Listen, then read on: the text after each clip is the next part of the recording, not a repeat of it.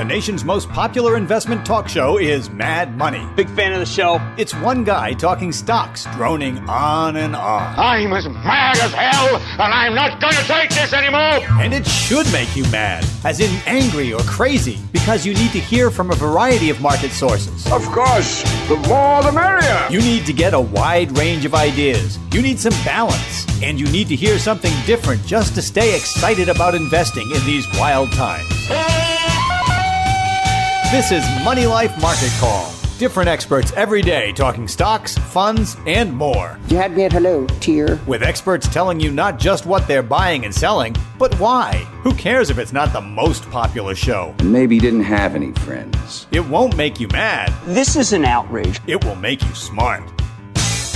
Oh, yes, it will make you smart. And today, it's going to make you smart about real estate investment trusts. My guest, Brad Thomas, he's the editor of the Forbes Real Estate Investor. If you're trying to put that all together, like you've heard the name Brad Thomas, but you haven't heard the Forbes Real Estate Investor, well, Brad was running the Intelligent REIT Investor. He's now working with Forbes.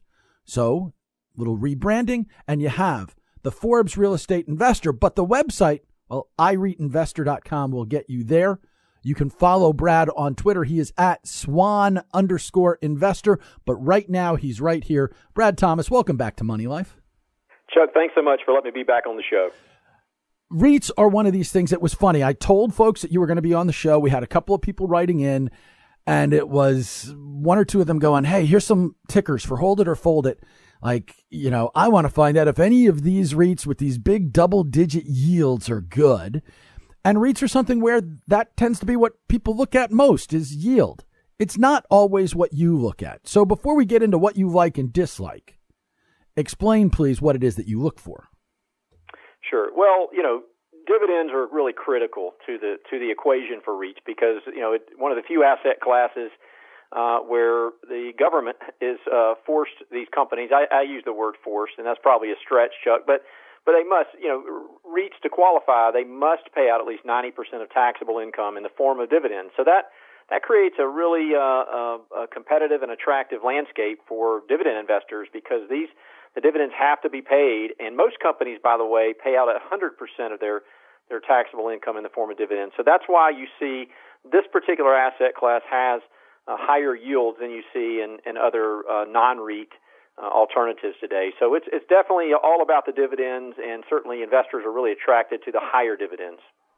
Yeah, they're attracted to the higher dividends, but sometimes a company or a real estate investment trust is paying a higher dividend because, well, that's where the market has priced its stock, and sometimes it's paying that because, well, it's damn near desperate. Absolutely. Well, it's funny. I didn't create the word sucker yield, and actually, I'll give Josh Peters at Morningstar that credit because I ran across that in one of the books that he wrote and that I read. But it was not really defined what a sucker yield was. So I actually wrote the definition, and you can find that in Investopedia, and where I published the definition of a sucker yield. So essentially, that means that's a yield that's too good to be true.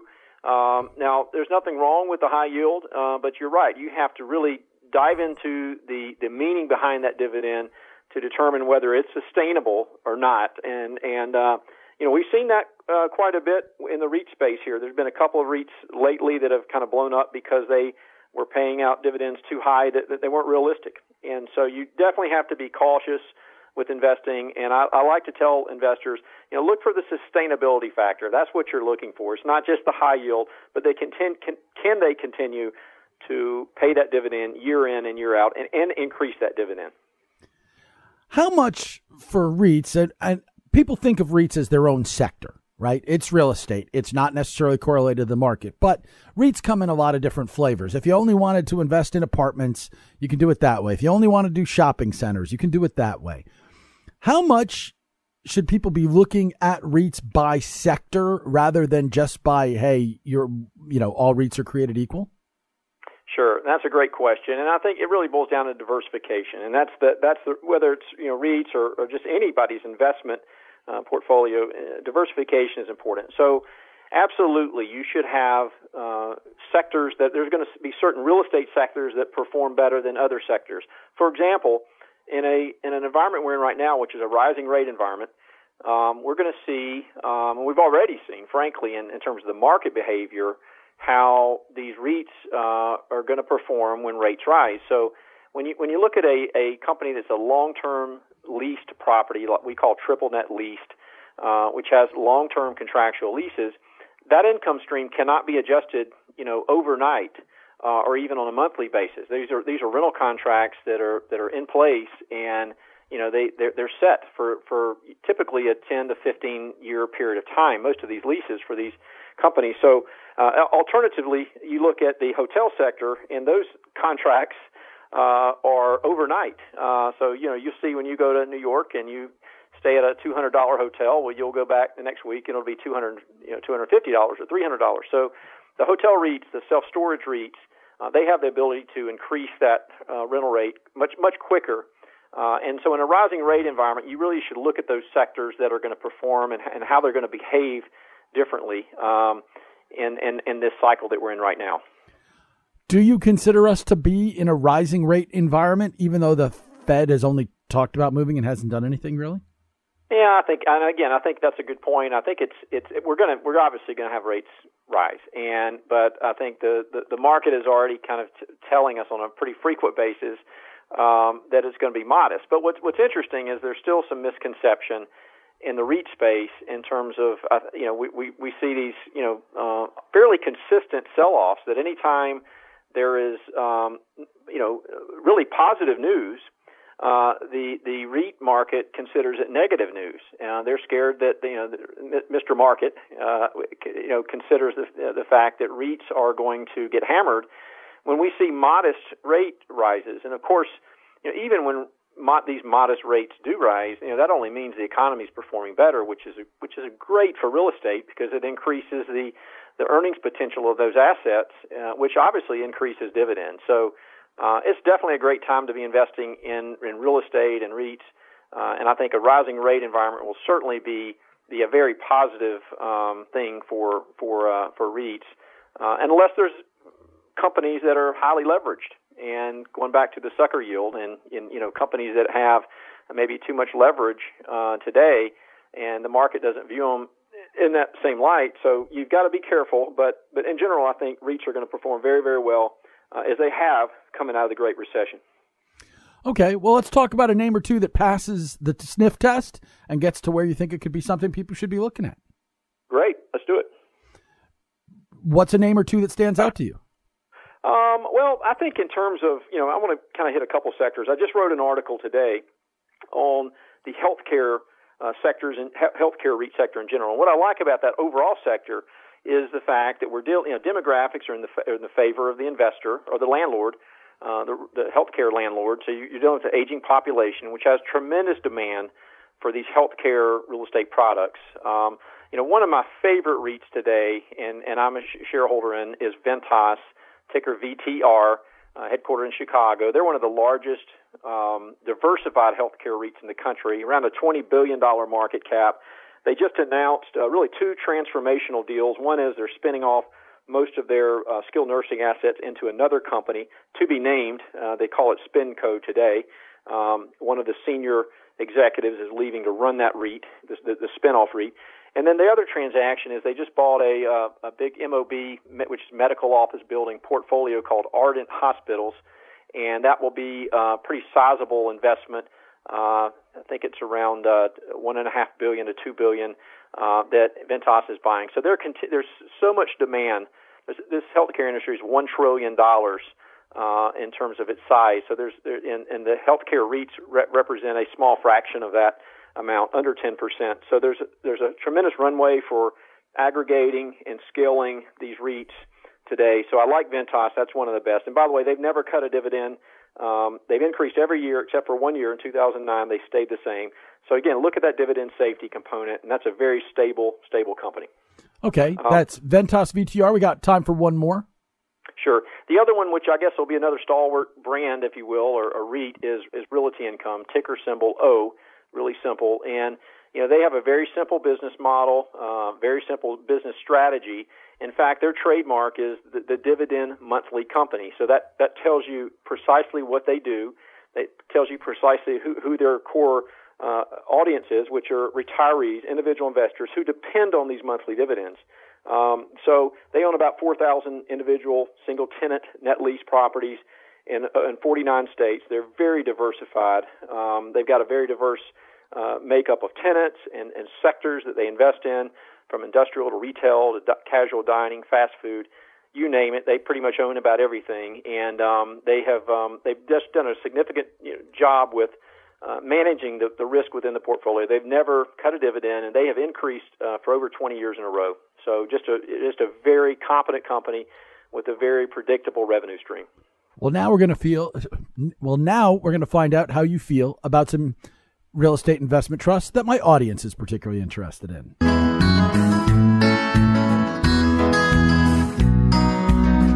Hold it. You got to know when to hold up. Or fold it. Know when to fold up. It's Hold It or Fold It time with my guest, Brad Thomas, the editor of the Forbes Real Estate Investor. It's iREITinvestor.com, the website which will get you to the Forbes Real Estate Investor site. Also, on Twitter, @Swan_investor. Hold it or fold it. You know how it works. Send us your name, your hometown, and the ticker symbols you're interested in. Send that to Chuck@MoneyLifeShow.com. We'll add it to our list, and hopefully it'll make it into an interview soon. And we're going to start with a couple of names that are on the retail side of things. Eric in Round Rock, Texas, wants to know about the Tanger Factory Outlet REIT. It's SKT. Great. And I've been to Round Rock, great place just above Austin. Tanger Factory Outlet. I was actually at the grand opening of one of their properties last week in Savannah, Georgia. They just opened their 46th outlet center. This company's never cut a dividend. They've increased for 20 years in a row. They're trading at a discount today, about a 16 times multiple, so way below the peer average in the mall space, which is where they place themselves. And they just increased their dividend 18% recently, April 1st. So definitely a buy on Tanger today. It's hit rock bottom. Come on, let's buy. Yeah, well, he talked about great value, so rock bottom, I suppose. Tanger Factory Outlet, SKT, that was a buy. Another retail-oriented REIT, Taubman Centers, TCO, for Mark in Mitchell, South Dakota. Taubman is another great company. They're also in the mall space, but kind of at the other end. They are perhaps the only what I would consider to be luxury mall REIT. They invest in very high-quality malls. They only have about 18 malls. They also have gone into China. They've got investments there with several malls underway. And they just opened in Puerto Rico with a new project there that's doing extremely well, anchored by a Saks, again, a high-quality luxury brand tenant. So Taubman today is trading at sound value, about a 3% dividend. Again, they never cut a dividend. They've got a safe investment model. I would wait for a margin of safety. This is a hold for me today, looking for a little better margin of safety with Taubman. Hold it if you've got it, but you're not buying yet on Taubman TCO. Hold, fire! Yeah, because you're looking for that better firing point. Next, for James in Pittsburgh, it's Wheeler Real Estate Investment Trust, WHLR. Wheeler, it's a very, very risky investment today. Mentioned earlier sucker yield. I actually wrote an article about Wheeler and described the company as a sucker yield. And they, in fact, did cut their dividend over 50%. Their shares have gotten hammered. They're down 50%. They're trading at about $2 a share. Micro cap company, very small cap, under $100 million. Yield is 8.6, back to a sucker yield again. I would be very careful. I would run from Wheeler. Put that one on the psycho list. Yeah, Wheeler Real Estate Investment Trust, not just on the psycho list. That was a sell on WHLR. John in Seattle wants to know about Blackstone Mortgage Trust, BXMT. Blackstone Mortgage, great pick. Of course, they're affiliated with the big brother Blackstone, not to be confused with the private equity company. They've got such a great relationship with Blackstone. They can fire deals back and forth. Blackstone Mortgage, again, they're a commercial mortgage REIT, so they are a little riskier in the REIT sector because they are a mortgage REIT, but all they invest in is senior secured commercial real estate loans, making them a little safer than the traditional mortgage REIT today. They just announced a transformational deal, $4.6 billion acquisition that's not closed but should close with GE Capital. GE selling off a lot of their real estate investments. So this company is going to double in size. Their yield today is about 6.7. I would be looking for about a 7% yield. So I love the company. I'd wait for a little better price so you can button down that 7% dividend yield. I'm just taking my time before making the move. That's a hold looking for a better entry point on Blackstone Mortgage Trust, BXMT. Last, for Frank in Millersville, Pennsylvania, it's Southerly Hotels. Ticker symbol is SOHO. Southerly is an interesting little small cap. In fact, I would consider it a micro cap lodging or hotel REIT. They operate about 12 hotels up and down the East Coast. I know they've got operations in Atlanta as well as down in Jacksonville and Florida, all the way up to Virginia.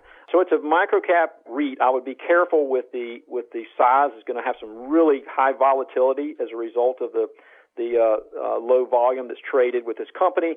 They are trading at a very low discount, lowest in the sector, about a 6x multiple based on price to funds from operations. I see a lot of catalysts in place for this company to move their share price. It's a buy today, but proceed with caution. It's a small cap.